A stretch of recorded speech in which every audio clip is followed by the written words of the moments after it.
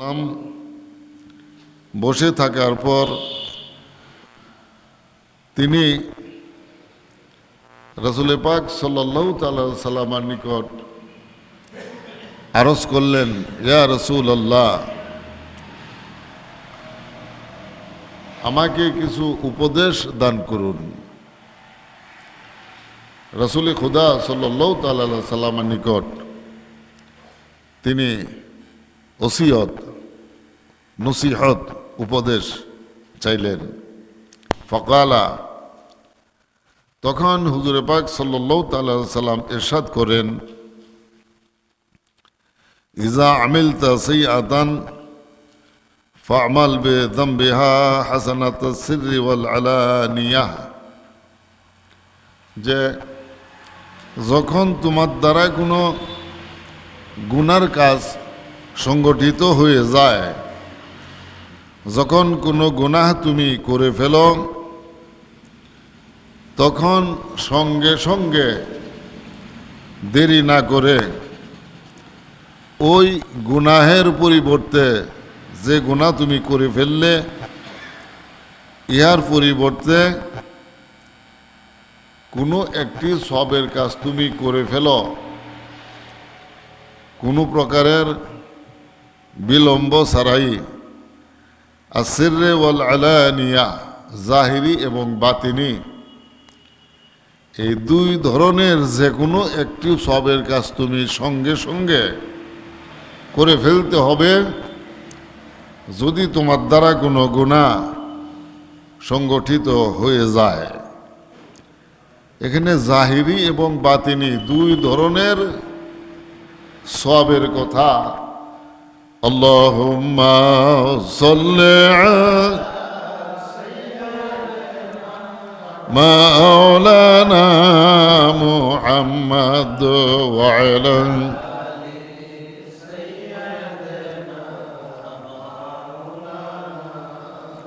মুহাম্মদ। আল্লাহুম্মা সাল্লি মাওলানা মুহাম্মদ ওয়া আলা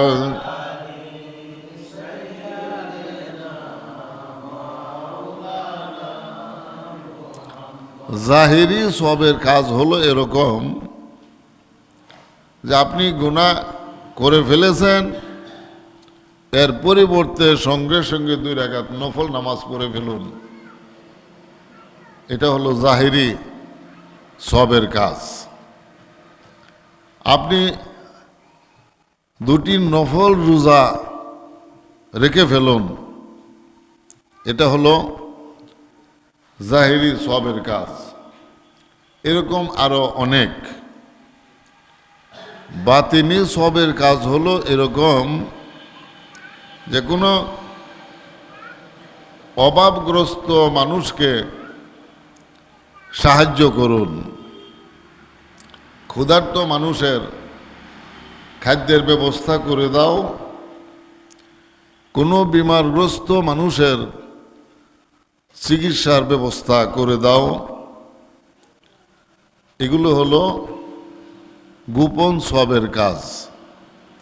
এখন এই দুটো থেকে যে কোনো একটি সবের কাজ তুমি সঙ্গে সঙ্গে করে ফেলবে, দেরি না করে, তোমার সেই করে ফেলা গুনার পরিবর্তে। ফাকালা ইয়া রাসূলুল্লাহ জিদনি,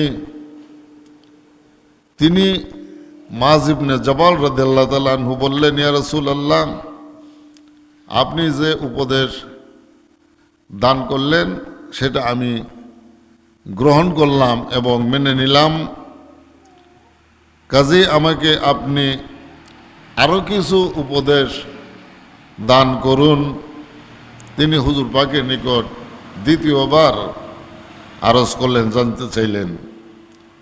ওয়ালা, তখন আল্লাহ রসুল পাক সাল্লাল্লাহু তাআলা সাল্লাম ইরশাদ করেন, ইস্তাঈ মিনাল্লাহি কামা তাস্তাঈ মিন সালিহি জিরানিকা, তুমি আল্লাহ রাব্বুল আলামিনের প্রতি লজ্জাবোধ করো এইভাবে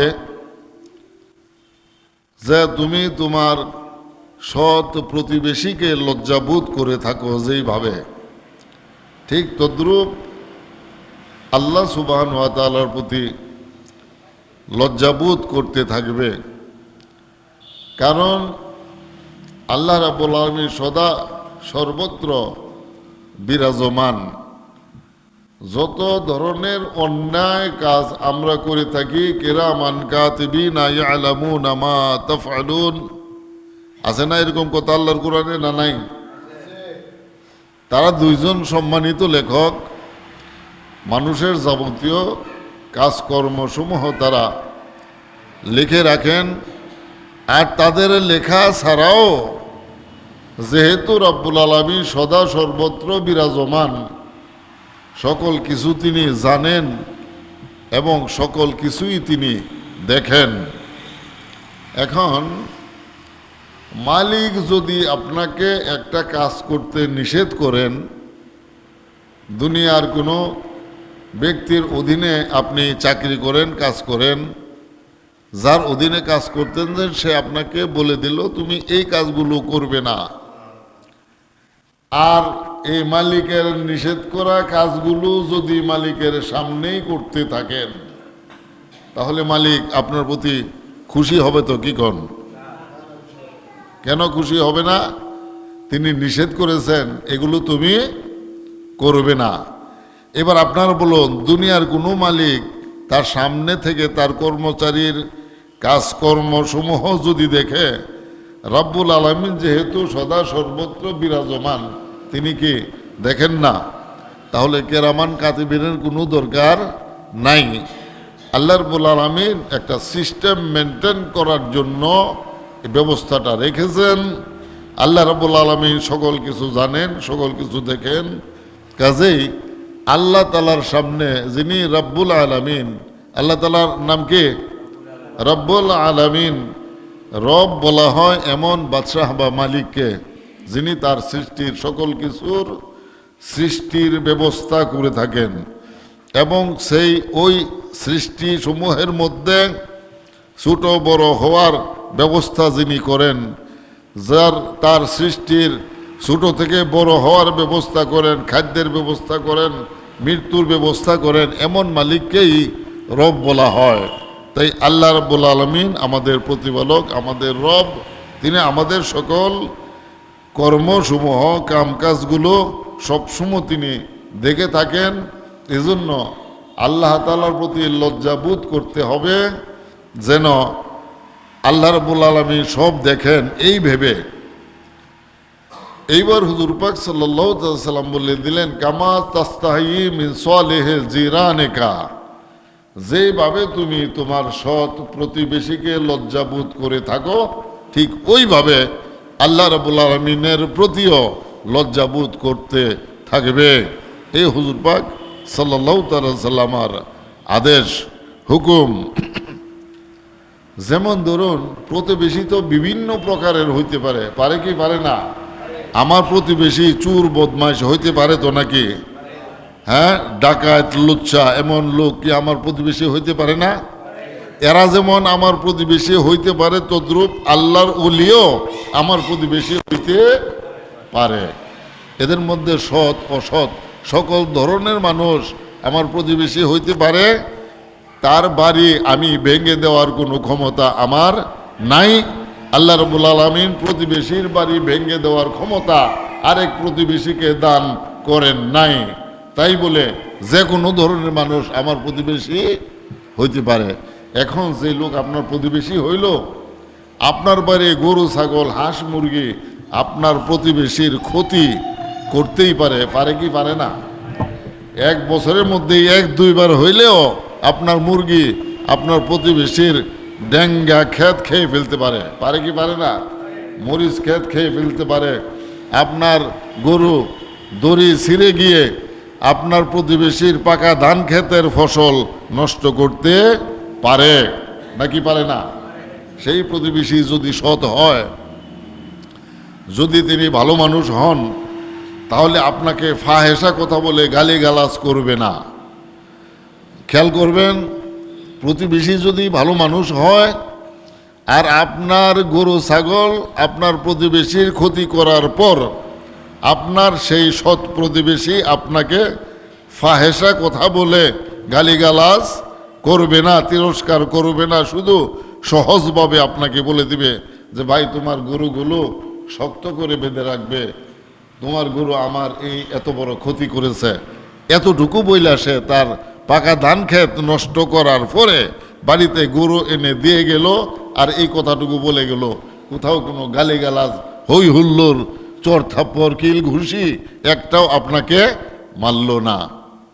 তখন প্রতিবেশী চিন্তা করলো যে আমার গরু তার ধান ক্ষেত খায় ফেলাইছে, পাকা ধান ক্ষেত। এই প্রতিবেশী নিজে অজানে, যার গরু খাইছে সে অজানে ধান ক্ষেত যে পাইকে গেছে গা।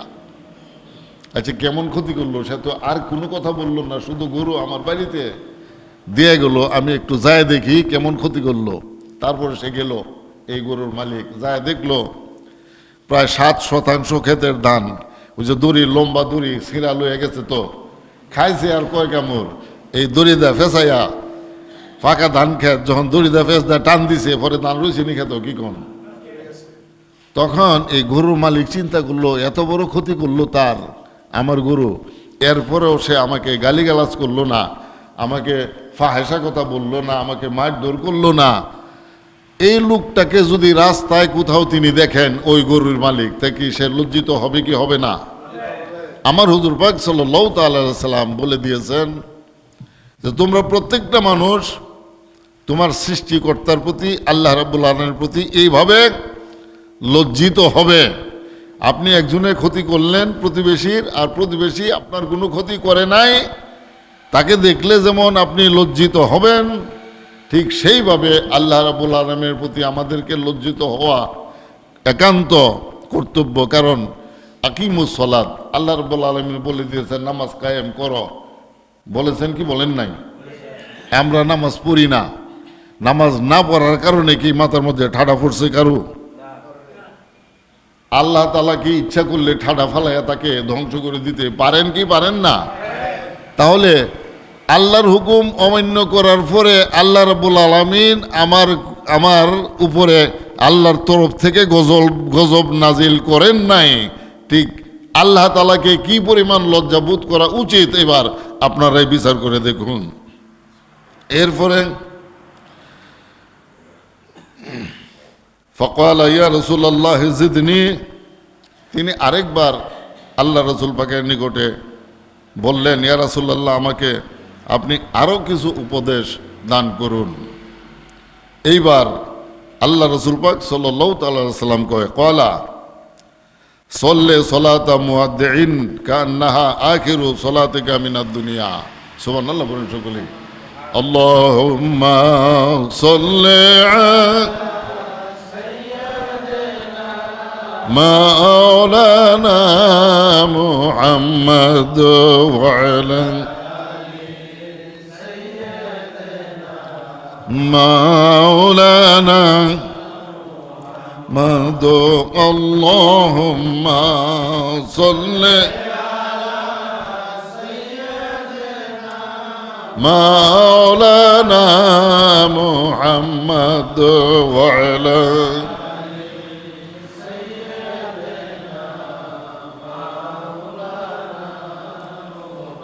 কালা সল্লে সলাতা মুআদ্দিন। তুমি যে নামাজ পড়বে, নামাজটা তুমি এইভাবে পড়বে যে তুমি মনে করবে আজকের এই জুম্মার নামাজের পরে, জুম্মার নামাজের পরেও তো আমাদের উপরে আরেকটা ফরজ নামাজ আছে, আছে না নাই? ওই নামাজের নাম কি? আসর। জুম্মার নামাজের পরে আমাদের উপরে আসরের নামাজ আছে। হুজুর পাক ইরশাদ করলেন, তুমি যখন যেই ওয়াক্তের নামাজ যখন পড়বে তখন তুমি মনে করবে যে এটা তোমার জীবনের শেষ নামাজ, আর কোনো দিন তুমি নামাজ পড়তে পারবে না। হুজুর পাক বলে দিলেন যে এইভাবে তুমি নামাজগুলো পড়বে। আর দেখুন এখন আমরা যদি রাসূল পাকের আদেশ অনুযায়ী এইভাবে নামাজ পড়ি তাহলে আমাদের নামাজ কত সুন্দর হবে, বুঝে আসে তো কি কল? সল্লে সলাতা মুআদ্দিন, তুমি পড়বে নামাজগুলো তোমার বিদায়ী নামাজ হিসেবে, এরপরে আর কোনো দিন তুমি এই দুনিয়াতে নামাজ পড়তে পারবে না। এই নিয়তে তুমি নামাজগুলো পড়বে, কান্নাহা আখিরু সলাতিকা মিনাদ দুনিয়া, যেন তুমি মনে করবে এটাই দুনিয়ার মধ্যে তোমার সর্বশেষ নামাজ। এখন কোনো একজন নামাজি ব্যক্তির যদি এই মৃত্যুদণ্ডের ফয়সালা হয় আর মৃত্যুদণ্ডের পরোয়ানা ওই ব্যক্তিকে যখন জল্লাদ এসে তেলাওয়াত করে শোনাইয়া দেওয়া যাবে যে আগামীকাল রাত্র 10:01 12:17 তোমার মৃত্যুদণ্ড কার্যকরী করা হবে, তাহলে 12টার আগে আমাদের একটা নামাজ আছে, তো আছে না নাই? এই নামাজের নাম কি? এশার নামাজ। তাহলে এই মৃত্যুদণ্ডের পরোয়ানা যাকে পাঠ করে শোনাইয়া দেওয়া হলো সে তো জেনে গেল তার মৃত্যুর সময় ক্ষণ, এটা সে জেনে গেল, কি কোন না জানলো না? রাত্র 12:17 মৃত্যুদণ্ড কার্যকরী করা হবে। 12:17 পরে অনেক পরে আরেকটা নামাজ আছে, ওই নামাজের নাম হলো ফজর, আছে না? তাহলে আমি আজকের এশার নামাজ পর্যন্ত আমার জীবনের শেষ, আমি ফজরের নামাজ পড়তে পারবো না। এখন ওই মৃত্যুদণ্ড প্রাপ্ত ব্যক্তি যখন এশার নামাজে দাঁড়াবে তার নামাজটা কেমন সুন্দর হবে বলুন? যেই নামাজ আল্লাহ রসুল পাক যেই তরিকায় নামাজ পড়ার জন্য বলেছেন, ঠিক ওই একইভাবে হুজুর পাক সাল্লাল্লাহু তাআলা আলাইহি সাল্লামের ফরমান মোতাবেক তার নামাজ সুন্দর হবে, এজন্য যে নিশ্চিত সে জানে আজকের ফজরের নামাজ আমার দ্বারা আর পড়া হবে না। ঠিক আছে? আমরা যদি কেউ এখানে জানতে পারি যে আজকের জুম্মার পরে আসরের নামাজ আমি আর পড়তে পারবো না, জুম্মার নামাজটা কেমন হবে বলেন? অনেক সুন্দর হবে। কিন্তু আমরা তো কেউ জানি না মৃত্যু কখন কার জন্য এসে যায়। তাই প্রত্যেকটা মানুষ যখন আপনি নামাজ পড়বেন, আল্লাহ রসুল পাকের হুকুম, আপনি মনে করবেন জীবনের এটাই শেষ নামাজ, আর কোনো দিন নামাজ পড়তে পারবেন না। এরপরে মুআয ইবনে জাবাল রাদিয়াল্লাহু আনহু আমার হুজুর পাক সাল্লাল্লাহু তাআলা আলাইহি ওয়াসাল্লামের নিকটে আরেকবার আরজ করলেন, ফাকালা ইয়া রাসূলুল্লাহ জিদনি, ইয়া রাসূলুল্লাহ সাল্লাল্লাহু তাআলা আলাইহি ওয়াসাল্লাম, আপনি আমাকে আরও কিছু উপদেশ দান করুন। ওয়ালা, তখন আল্লাহ রসুল পাক সাল্লাল্লাহু তাআলা আলাইহি ওয়াসাল্লাম কয়, আলাইকা বিকাসরাতি যিকরিল্লাহ তাআলা, তুমি তোমার উপর আল্লাহর নামের জিকির করাকে লাজিম করে নাও। লাজিম মানে কি? ওয়াজিব, অবশ্যই পালনীয়। আল্লাহু আল্লাহু জিকির করেন সবাই, হু আল্লাহু আল্লাহু আল্লাহু। রাসূল পাক বলে দিয়েছেন আল্লাহর নামের জিকির করাকে তুমি তোমার জন্য কি করো? লাজিম বানিয়ে নাও, ওয়াজিব বানিয়ে নাও। সব সময় তুমি হরদম শ্বাস প্রশ্বাসে আল্লাহর নামে জিকির করতে থাকবে। ওয়া কিরাআতিল কুরআন, এবং কুরআন শরীফ তেলাওয়াত করতে থাকবে। এখন এখানে অনেক বড় ঝামেলা। আল্লাহর নামের জিকির করা তো খুবই সহজ, কিন্তু কুরআন তেলাওয়াত করা আসলেই সহজ না। আল্লাহুম্মা সাল্লি আলা মাওলানা মুহাম্মদ ওয়া আলা সাইয়্যিদিনা মুহাম্মদ। আল্লাহুম্মা সাল্লি মাওলানা মুহাম্মদ ওয়া আলা সাইয়্যিদিনা। কুরআন শরীফ তেলাওয়াত করা কিন্তু সহজ না। আল্লাহু আল্লাহ এই জিকির শিক্ষার জন্য আপনি উস্তাদের নিকটে একবার, দুইবার, তিনবার, পাঁচবার, সাতবারের বেশি আর যেতে হবে না, কি কোন? এতটুকু জিকির শিক্ষার জন্য কি উস্তাদের নিকটে আপনাকে 7 বার যেতে হবে? অবশ্যই না। কিন্তু কোরআন শরীফ শিক্ষার জন্য উস্তাদের কাছে আপনি কমপক্ষে 2 বছর যেতে হবে। ঠিক কইলাম না ভুল কইলাম? তাহলে কোরআন শরীফ শিক্ষা করা, কোরআন শরীফ তেলাওয়াত করা কি ওই জিকিরের মতো সহজ? অবশ্যই না। এখন কোরআন শরীফ তেলাওয়াত শিখতে হবে, আর শিক্ষা গ্রহণের কোনো বয়স নাই। আরবি এক কিতাবের এবারতের মধ্যে এরকম লিখছে যে উতলুবুল ইলমা মিনাল মাহাদে ইলাল লাহাদ। মাহাদুন বলা হয় আপনাকে ওই দুলনা, ছোট বাচ্চাদেরকে দুলনার মধ্যে দিয়া তার মায় ঝাঁকি দেয় না, এইভাবে, এটার নাম হইল মাহাদ। আর লাহাদ বলা হয় কবরের খাটকিকে, কবরের মধ্যে বাঁশের চাঙ্গারি দেয় না, এর উপরে মাটি দিয়া চাপা দেয়, ঠিক তো? ওই বাঁশের খাটকিকে বলা হয় লাহাদ। তাহলে এই কিতাবওয়ালা উল্লেখ করেছেন তুমি এলেম লাভ করো দুলনা থেকে কবর পর্যন্ত, খাটকি দেওয়ার পূর্ব পর্যন্ত তুমি কি করো? এলেম হাসিল করো। এবং এর থেকে বোঝা গেল এলেম শিক্ষা করার কোনো বয়স নাই। এখন আমরা এখানে এতগুলো মানুষ যারা মসজিদে একত্রিত হইলাম, আমাদের শরীর যদি সুস্থ না হইতো, শরীরে শক্তি না থাকতো, মসজিদে কি কেউ আসতে পারতো? এমন লোক কি গ্রামে নাই যে ঘরে শুয়ে রয়েছে, মসজিদে আসতে পারে না, এখন জুম্মা নামাজে আসতে পারে নাই? এমন লোক কি আমাদের গ্রামে তালাশ করলে পাওয়া যাবে না? যেহেতু আপনারা মসজিদে আসতে পেরেছেন, কোরআন শরীফ শিক্ষা করার জন্য আপনাদের আসা অসম্ভব নয়, অবশ্যই সম্ভব। তাহলে আপনি কোরআন শরীফ শিক্ষা গ্রহণ করার ছাত্র হয়ে যান। এখন আপনি তো কর্মজীবী মানুষ, কর্ম না করলে খাদ্য জুটবে না, খাদ্য যদি না জুটে পরে আল্লাহর জিকিরও আর ভালো লাগবে না। এখন প্রত্যেক দিন একটা নির্ধারিত সময় আপনি বক্তব্যে এসে কোরআন শরীফ শিক্ষা করা সম্ভব না, নাকি ভুল করলাম আমি? এই যাদের দাড়ি সাদা হয়ে গেল, প্রত্যেক দিন নির্দিষ্ট সময়ে 2 ঘন্টা সময় দেওয়া কি তার পক্ষে সম্ভব? কঠিন হবে অবশ্যই। কাজে আপনি সপ্তাহে 2 দিন, সপ্তাহে 1 দিন 2 ঘন্টা সময় দান করুন, আপনি কোরআন শিক্ষার ছাত্র হয়ে যান। তাহলে লাভ এখানে আপনার জন্য 2টা। কয়টা? 2টা। কি কি?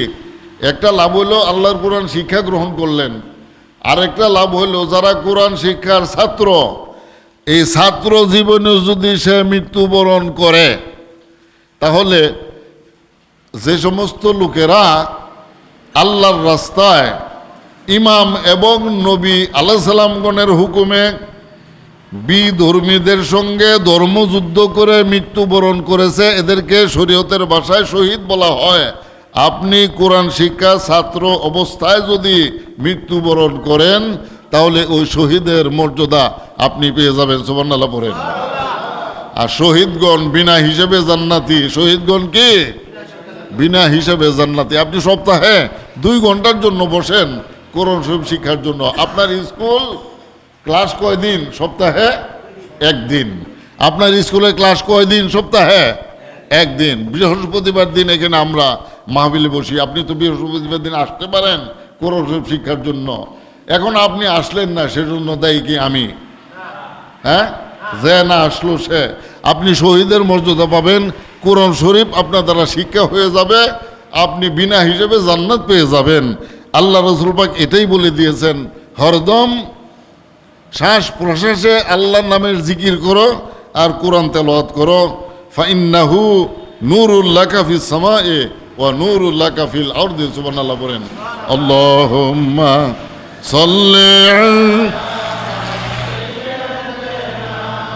মাওলানা মুহাম্মদ ওয়া আলা মাওলানা। আল্লাহ রাসূল পাক কয়, এই 2টো জিনিস তোমার জন্য আকাশ ও পৃথিবীর মধ্যে আলো হয়ে তোমার জন্য অপেক্ষা করবে। সুবহানাল্লাহ বলেন। নূর অর্থ কি? আলো, ফর্সা। তাহলে এই আল্লাহর নামের জিকির, আল্লাহর কোরআন তেলাওয়াত আকাশ এবং পৃথিবীর মধ্যে। আমাদেরকে যে কবর দেওয়া হবে, এটা কি পৃথিবীর মধ্যে না আকাশে? কোথায় আমাদের কবরগুলো? কোথায়? পৃথিবীর মধ্যে। হুজুর পাক বলে দিয়েছেন, পৃথিবীর মধ্যে আমার জন্য কি হবে? আলো হবে, ফর্সা হবে, বাতি হবে, চেরাগ হবে, এই কোরআন তেলাওয়াত, এই আল্লাহর নামের জিকির। এখন আপনারা বলুন, আমাদের বাপ দাদাদেরকে কবর দেওয়া হয়েছে কি হয় নাই? তাহলে আমাদেরকে তো ইনশাল্লাহ কবর দিতে হবে না, কি কোন? লাগবে সবারই। তাহলে যদি কবর দেওয়া হয় যেই ঘরে আপনাকে রাখা হবে আমাকে, ওই ঘরের মধ্যে কোনো বিছানা নাই, দরজা জানালা নাই, বুকের উপরে থাকবে 80 মণ মাটি, কেমন অন্ধকার হইতে পারে বুঝতে পারেন তো? এখন যদি ওই কবরের ভিতরে আপনার জন্য আলো হয়, এটা আপনার আমার জন্যে ভালো না মন্দ?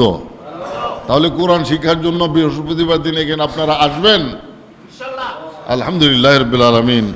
আল্লাহ সুবহানাহু ওয়া তাআলা, আমি কথা শেষ করতে পারলাম না, অন্য দিন যদি আল্লাহ তাআলা তৌফিক দান করে বাকি কথা শেষ করব। সালাম আলাইকুম ওয়া রাহমাতুল্লাহি তাআলা ওয়া বারাকাতুহু।